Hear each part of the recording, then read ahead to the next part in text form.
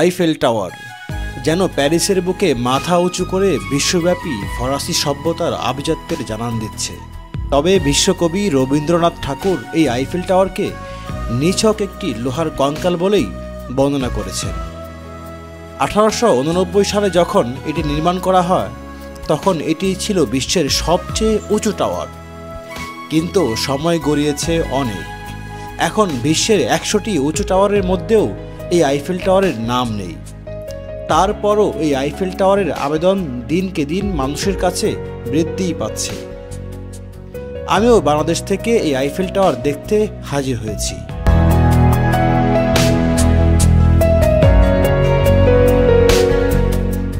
Finally আমি চলে এসেছি প্যারিসের সেই বিখ্যাত আইফেল টাওয়ারে। আমি এখন দাঁড়িয়ে আছি আইফেল টাওয়ারের ঠিক সামনে।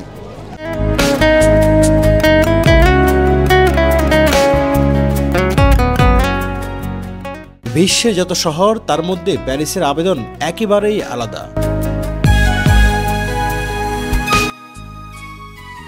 শহরটি কেবল চোখে পড়ার মতো নয়, হৃদয়ের গভীরতা দিয়ে উপলব্ধি করার মতো।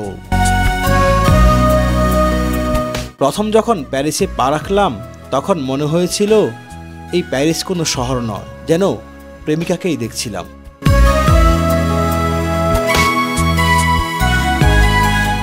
এই প্যারিসের অন্যতম আকর্ষণ হচ্ছে আইফেল টাওয়ার। ফরাসি বিপ্লবকে স্মরণীয় করে রাখতে নির্মাণ করা হয়েছিল এই আইফেল টাওয়ার। এটি এখন শুধু প্যারিস শহরের মূল আকর্ষণ নয়, গোটা বিশ্বের কাছেই পরিচিত এক নাম হয়ে উঠেছে।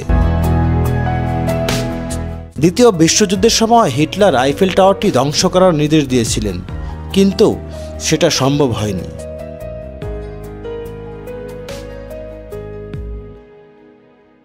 প্যারিসে আসবো আর আইফেল টাওয়ারের নিচে দাঁড়াবো না, তা যেন হয় না।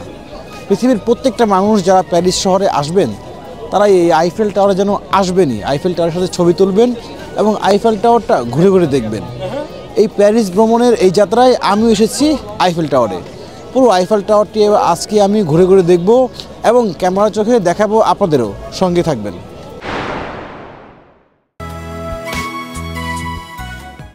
প্যারিসের ওভারভিলা নামক এলাকা থেকে আজ আমি যাচ্ছি আইফেল টাওয়ার দেখতে। সঙ্গী হিসেবে পেয়েছি এখানেই বসবাসরত আসাদুজ্জামান অভি, শুভ, সাইফুল ইসলাম ও মাহফুজুর রহমান নাফিসকে। তারা ছিল বলেই প্রেমিকার মতো এই প্যারিস শহর হয়ে উঠেছিল আরও দর্শনীয়। আইফেল টাওয়ারের অলিগলি তাদের জন্যই খুঁটিয়ে খুঁটিয়ে দেখার সুযোগ হয়ে উঠেছিল। ওভারভিলা থেকে মেট্রোতে করে যাচ্ছি আইফেল টাওয়ার দেখার উদ্দেশ্যে। এতদিন সিনেমা কিংবা পোস্টারে দেখা টাওয়ার আজ নিজ চোখে দেখব, তাই ভিন্ন রকম এক অনুভূতি কাজ করছিল। মেট্রোতে করে 20 মিনিট যাত্রার পর পৌঁছাই টাওয়ারটির কাছে।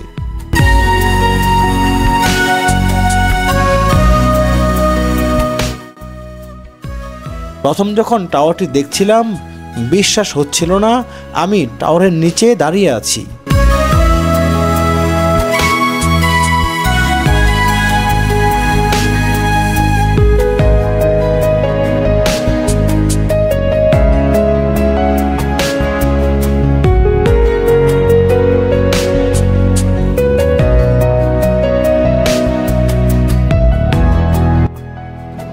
এতদিন বই পুস্তকে পড়েছি, টেলিভিশনের পর্দায় দেখেছি, সিনেমায় দেখেছি আইফেল টাওয়ার। সেই আইফেল টাওয়ারের সামনেই আমি এখন দাঁড়িয়ে আছি। টাওয়ারটি 1889 সালে নির্মিত হয়। তখন এটিই ছিল বিশ্বের সর্বোচ্চ মানবশ্রেষ্ঠ স্থাপনা। টানা 41 বছর এই গৌরব ধরে রেখেছিল টাওয়ারটি। এখন বিশ্বের শীর্ষ 100 উঁচু ভবনের তালিকায় আইফেল টাওয়ারের নাম নেই। উচ্চ ভবন নির্মাণ এখন অনেক দেশের জন্য সম্মান ও প্রতিযোগিতার বিষয় হয়ে দাঁড়িয়েছে। আকাশ ছোঁয়ার এই দৌড়ে শীর্ষে রয়েছে দুবাইয়ের বুর্জ খলিফা, যার উচ্চতা 2717 ফুট। ভবিষ্যতে এই শীর্ষস্থান কতদিন টিকে থাকবে সেটি এখন দেখার বিষয়। এই আইফেল টাওয়ারটি নির্মাণ করেছিলেন গুস্তাভ আইফেল। কাঠামোটি প্রথমে যখন নির্মাণ করা হয় তখন অনেক বিতর্কেরই জন্ম দিয়েছিল। অনেকে একে লোহার দানব বলেও তিরস্কার করেছিল। তবে এখন এটি ফ্রান্সের প্রতীক হিসেবেই ধরা হয়ে থাকে। আইফেল টাওয়ার প্যারিসের সেন নদীর তীরবর্তী এলাকায় অবস্থিত।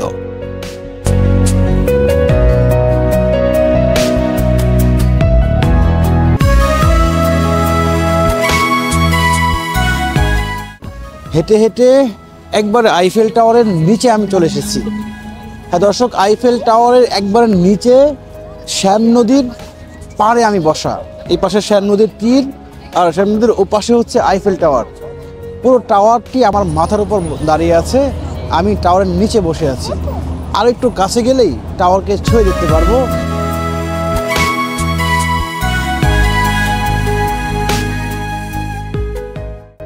আমি এখন আইফেল টাওয়ারে একবার নিচে যাব, ছুঁয়ে দেখবো আইফেল টাওয়ারটি কেমন লাগে।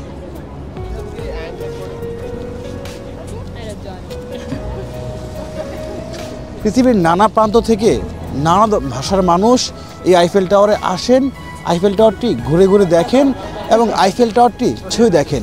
আইফেল টাওয়ারের সাথে ছবি তোলেন, আইফেল টাওয়ারের হাত উঁচু করে ছবি তোলেন। বিষয়টি সারা বিশ্বে মানুষের কাছে এই আইফেল টাওয়ারটি দুর্দান্ত রকমের একটা অনুভূতি জায়গা নিয়ে জায়গা। আরেকটা বিষয় বলে রাখি যে আইফেল টাওয়ারের শুধু নিচ থেকে না, আপনি চাইলে আইফেল টাওয়ারের উপরেও উঠতে পারবেন। এই জন্য আপনাকে পে করতে হবে। যেহেতু আজকে আমার হাতে সময় কম, এই জন্য আমি আইফেল টাওয়ারের উপরে উঠবো না। আর আইফেল টাওয়ারটা এমন একটি জায়গা যে চারপাশটা এত সুন্দর যে চারপাশে এই সৌন্দর্যমণ্ডিত জায়গাটা আইফেল টাওয়ারকে আরও নান্দনিক করে তুলেছে। আর একটা বিষয় বলে রাখি, এখানকার মানুষগুলো যেমন সভ্য, ওদের আচরণটাও সভ্য। এই সব মিলিয়ে এই আইফেল টাওয়ার এই এলাকাটা একটি অন্যরকম আবহ তৈরি করেছে। আইফেল টাওয়ারের সৌন্দর্য আরও বাড়িয়ে দিয়েছে। আইফেল টাওয়ার যেমন প্যারিসের সৌন্দর্য, আর প্যারিসের সৌন্দর্য হচ্ছে এই মানুষগুলো।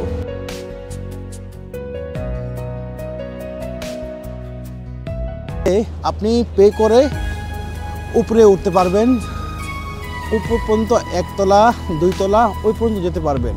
ওখান থেকে পুরো প্যারিসটা দেখা যায়, পুরো প্যারিসটার ভিউগুলো আপনি নিতে পারবেন।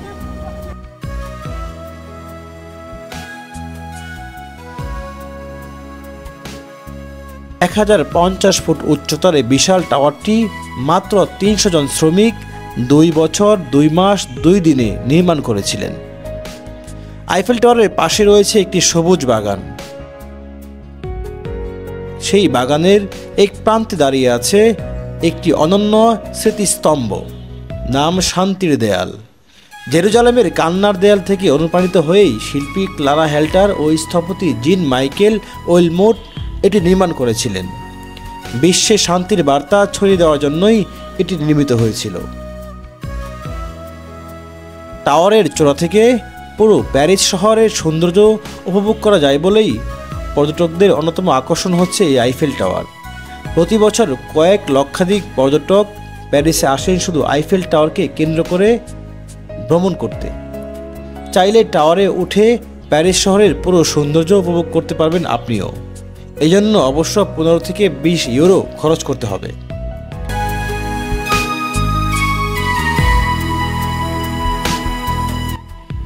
বিশেষ দিনগুলোতে আইফেল টাওয়ারকে বিশেষ রঙে সাজানো হয়ে থাকে, ফলে আইফেল টাওয়ারের সৌন্দর্য আরও বৃদ্ধি পায়। এই আইফেল টাওয়ার রাতের সৌন্দর্য আরও অন্যরকম হয়ে ধরা দেয়। আরেক ভিডিওতে আমি এই রাতের আইফেল টাওয়ারের চিত্র দেখাবো আপনাদেরকে।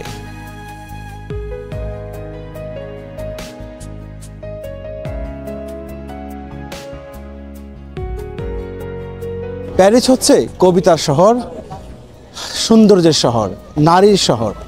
সেই প্যারিস শহরের অন্যতম নান্দনিক আইফেল টাওয়ার। পৃথিবীর নানা প্রান্ত থেকে প্রতিদিন হাজার হাজার শত শত মানুষ আইফেল টাওয়ার দেখতে আসে। আমি এসেছি বাংলাদেশ থেকে আইফেল টাওয়ার দেখতে, প্যারিস শহর ঘুরে বেড়াতে। আপনাদেরকে পুরো এই সময়টা আমি আইফেল টাওয়ারের খুঁটিনাটি বিষয়গুলো জানিয়েছি, দেখিয়েছি। এখানকার আইফেল টাওয়ারে আসা মানুষদের সম্পর্কে আপনাদেরকে অবগত করেছি। কেমন লাগলো বিষয়টি কমেন্ট করে জানাবেন।